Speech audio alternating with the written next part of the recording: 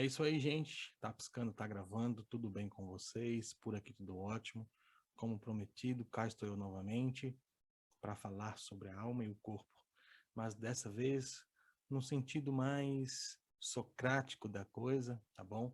E para me basear nos comentários que eu irei fazer, eu vou fazer uso desta obra de Platão, onde ele vai trazer aqui esse diálogo de Fedro com Sócrates, tá certo? Platão, para quem não sabe, foi um grande pupilo de Sócrates e escreveu grandes obras a respeito aí do seu mestre Sócrates. E uma dessas obras maravilhosas foi esse diálogo de Fedro, como você queira, e é onde a gente podemos aqui nos basear no conceito alma e corpo, tá bom? Só que, é como eu venho falando, eu vou tecer os meus comentários a respeito, tá? Eu não sou acadêmico, tá bom? Se você quiser ouvir alguém acadêmico, não é aqui o canal, tá bom? Eu sou um livre pensador, eu sou um simpatizante, sim, da filosofia, e não estou fazendo ainda a academia, não estou me formando por falta de verba, tá bom? Se você quiser patrocinar, eu irei fazer faculdade de filosofia, tá certo? Então é só por isso mesmo. Não porque eu sou ignorante ao extremo, que acho que eu sei de tudo. Não é isso, tá bom? Tá certo. Dito isto, para quem não sabe, no vídeo passado eu estive falando a respeito do corpo e da alma no sentido do orfismo, tá certo? Foi um vídeo retrasado, se você não acompanhou, acompanhe, vou deixar aqui o link para você estar acompanhando, mas depois deste vídeo, tá certo? Então lá eu tratei rapidamente, de maneira rasa, a minha concepção e como eu entendi o conceito de alma e corpo, no sentido órfico da interpretação, tá certo? E também deixei um adendo que Platão, no caso, quando ele usa esse diálogo de Sócrates, né, com Fédon, ele é muito semelhante ao orfismo, né, nesse pensamento, ou seja, de corpo e alma, tá certo? Eu já vou explicar para vocês. Antes de tudo, estou aqui tomando meu cafezinho da manhã, tá certo? Então vou chamar essa reflexão de café filosófico. Muito bom, por sinal, meu cafezinho. É a primeira tarefa do dia, é pensar um pouquinho, né, refletir, reflexão, claro, para quem pode estar refletindo. Nós sabemos que a grande parcela dos brasileiros nesse período da manhã está trabalhando. Eu trabalho também, tá? Eu trabalho à noite. Eu faço parte dessa turma que trabalha. Não sou abastado, tá certo? Então tá certo, gente. Como eu expliquei para vocês, vamos falar então agora sobre o conceito alma.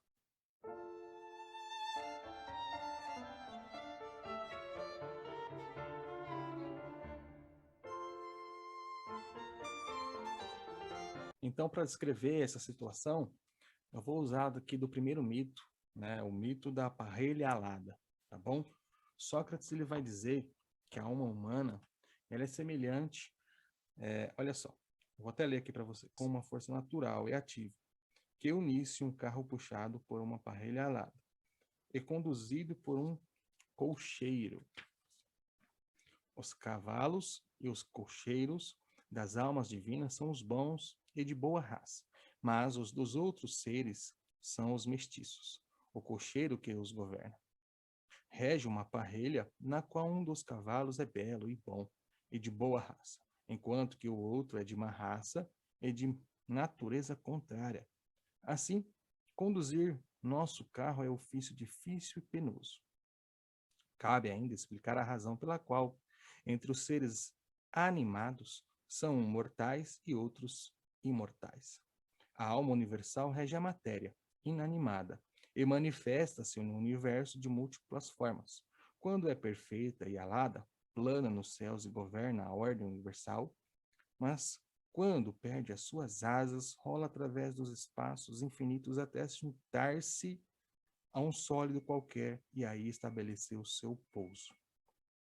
Quando se reveste a forma de um corpo terrestre, este começa, graças à força que lhe comunica a alma, ou ver-se, é a este conjunto de alma e corpo que chamamos de ser vivo e mortal.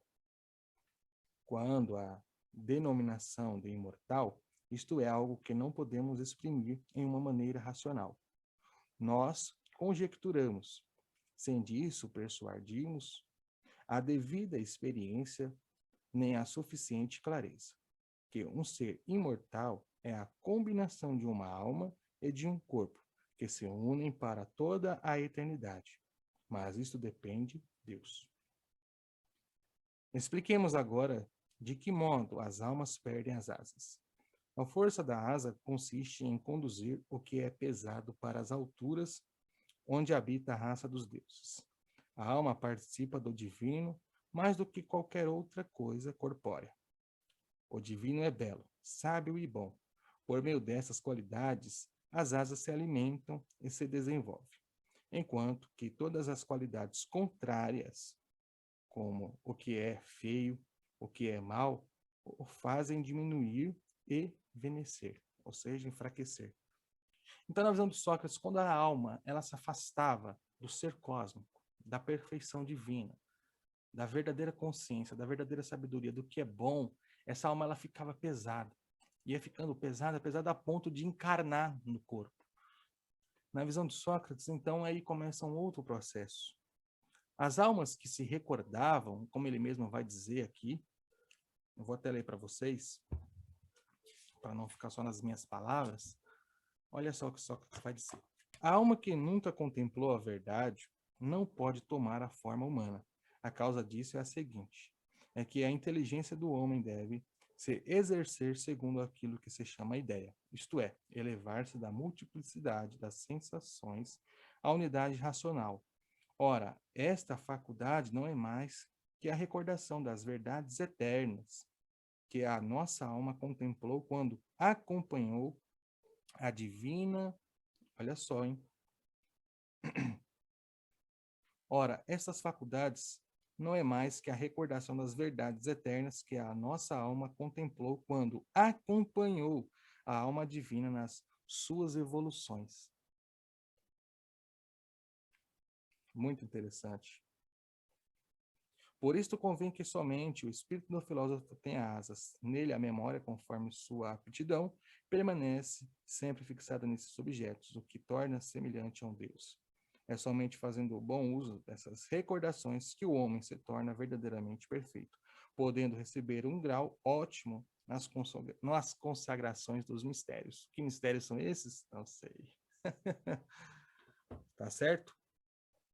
Então, como é interessante, né? Para Sócrates, quando a verdadeira essência, a essência da alma, ela recordava do seu princípio, ou seja, que ela não é parte desse corpo, ela tinha recordações do mundo das ideias, do mundo perfeito, e ela realmente ela queria regressar, né, para o todo, por assim dizer. E quando o homem se recorda da sua verdadeira essência, da sua essência divina, que ele acaba se tornando esse ser perfeito, porque ele vai ter essa comunicação com a consciência cósmica, ou seja, com a consciência divina de Deus, tá certo? Então, mesmo que o homem esteja encarnado, ele não deixa de ser um ser divino. Porque para Sócrates, muitas almas, mesmo sendo almas divinas, essas almas elas vão o quê? Elas vão se perder no jogo que o mundo nos traz, ou seja, o mundo nos traz muitas concupiscências terrenas. E muitas almas elas vão ficar presas a esse jogo. Sócrates ele achava que, muito semelhante à Bíblia, nós deveríamos buscar as coisas de cima. Olha que interessante. Isso não estou inventando, eu posso ler para você aqui.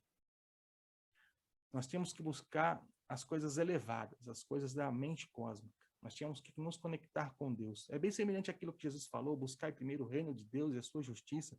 E Sócrates ele pensa isso, olha só, alguns séculos antes de Cristo. Será que Jesus tinha consciência disso que Sócrates falou? Fica muito claro que Sócrates ele cria que a alma era eterna, que fazia parte de uma consciência elevada, mas que para esse grande retorno, essa alma precisaria recordar de quem ela era. E quando ela se recorda, ela precisa fazer boas ações. É como aquilo que eu falei no vídeo passado, né, sobre o orfismo. Quando você se recorda dessa sua essência divina, você tem que, não necessariamente você vai fugir, mas você tem que fugir das coisas más e tentar se aliar às coisas mais boas, né? A justiça. A gente sabemos que essa justiça é falha, mas você tem que tentar de todas as formas pregar essa justiça, fazer justiça. Não sei se você me compreende, mas para Sócrates ele via assim. Muito então, como eu estava falando para vocês, né, que Sócrates pensava bem semelhante a Jesus, né, ou Jesus, melhor dizendo, pensava bem semelhante a Sócrates, aqui está o porquê disso. Então, eu vou ler para vocês. Um homem assim afasta-se dos interesses humanos e dirige seu espírito para os objetos divinos. Embora a multidão o considere louco, sem perceber que nele habita a divindade, ora, de tudo o que temos dito, chegamos à quarta espécie de delírio. 2 pontos. É quando alguém neste mundo vê beleza. Recorda-se então da beleza verdadeira. Recebe asas e deseja voar para o alto. Não o podendo, porém, dirige o olhar para cima, esquecendo os negócios terrenos e dando, desta maneira, a impressão de delirante. De todos os entusiasmos, este é o melhor e da mais perfeita origem, saudável para quem o possui e dele participa. Quem é atingido por este delírio, ama o que é belo e chama-se amante. Como já disse, a alma humana, data a sua própria natureza, contemplou o ser verdadeiro. De outro modo, nunca poderia entrar num corpo humano, mas as lembranças desta contemplação não se acordam em todas as almas com a mesma facilidade.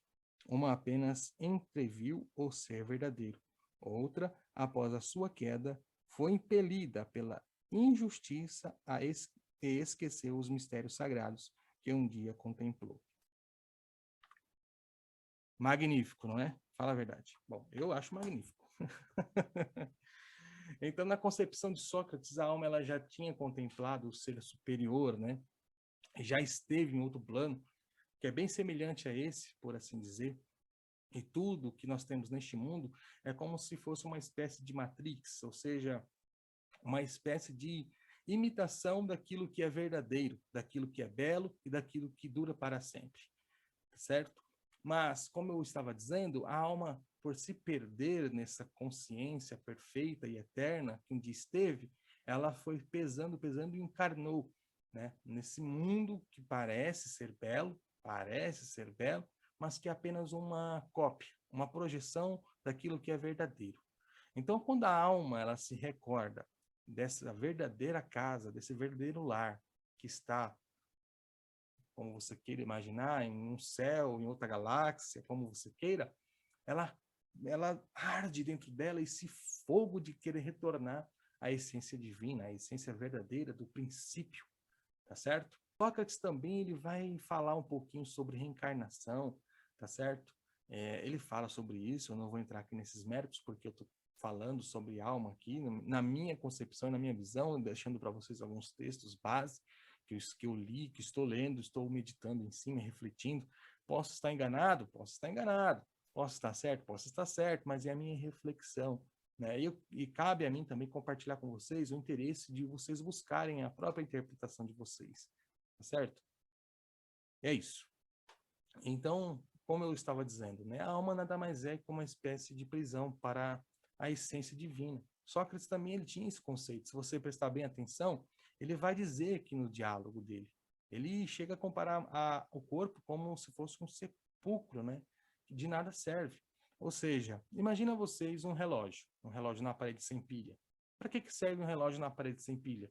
Um relógio na parede sem pilha não serve para nada, não tem alma, não tem vida. De nada aproveita. Você não vai ver as horas no relógio. Agora, um relógio com pilha funcionando com a sua bateria, com a sua alma que está nele, ele mostra as horas, ele tem alguma utilidade. Assim é o corpo humano. O corpo humano sem a alma, sem esse princípio de energia que o habita, nada mais passa do que um pedaço de carne, entendeu? Então, É basicamente isso. A alma é bem parecida com isso, com essa, né, semelhança que eu fiz aqui, esse parâmetro de comparação com o relógio. Por quê? Porque o corpo sem a alma não tem utilidade, né? Para Sócrates e para alguns filósofos, é, a alma é ela que gera esse princípio do pensamento, a alma que vai gerar o princípio da crítica, o princípio do pensar. Sem a alma, um corpo é vazio, não tem nada. Sem essa essência, sabe? Sem essa essência divina, essência de energia do todo. Um corpo não serve para nada. Então, é necessário que a pessoa ela tenha esse diálogo interno e ela enxergue que ela é um ser divino, entendeu? Ou seja, porque, é como eu disse, se esse relógio um dia chegar a parar, a pilha vai acabar e vai se esgotar, entendeu? Essa energia vai se esgotar. Você vai ter que ter uma nova recarga para você voltar da energia novamente. Ou seja, você vai ter que renascer até que um dia você venha recordar de onde você é. É basicamente isso. Então, a reencarnação, né, só tocando num ponto, serve mais ou menos para isso, para você se recordar ou tentar se recordar de quem que você é. Mas também existem as almas caídas, né? Aquelas que realmente querem estar realmente mergulhadas no saco de lodo, ou seja, naquelas coisas terrenas, né? Sócrates ele vai até dizer aqui dessa forma, né? As coisas que estão nesse mundo, que são mais baixas, ou seja, vou usar um termo cristão, o pecado, né? O pecado que seria na sexualidade, nas bebedeiras, nas drogas, entre outras coisas que o mundo oferece, para que fique desconexo com a sua essência divina. Entendeu? Basicamente é isso. Então, a alma que acordou, que viu que ela é parte da essência divina, ela vai buscar o regresso para casa.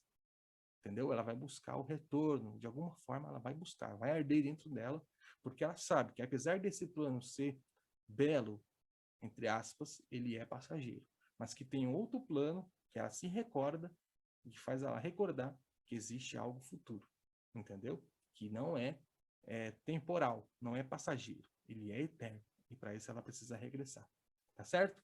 Então, basicamente foi esse o vídeo, tá certo? Conforme eu for apurando aqui mais sobre o conceito alma e eu for me inteirando mais, eu venho trazendo o vídeo para vocês. Talvez colocando um ponto que eu deixei faltando, ou colocando, tirando algo que eu tenha falado que eu tenha me equivocado, e por assim diante. Essa é a vida, entendeu? Mas que você tenha a sua autocrítica, que você seja uma pessoa que tente analisar um texto e tente interpretá-lo, tá bom? Porque você tem essa capacidade, tá certo? Eu também tenho, todos nós temos, tá certo? Porque nós somos seres racionais. É isso aí, tá bom, gente? Forte abraço a todos, fiquem todos com Deus.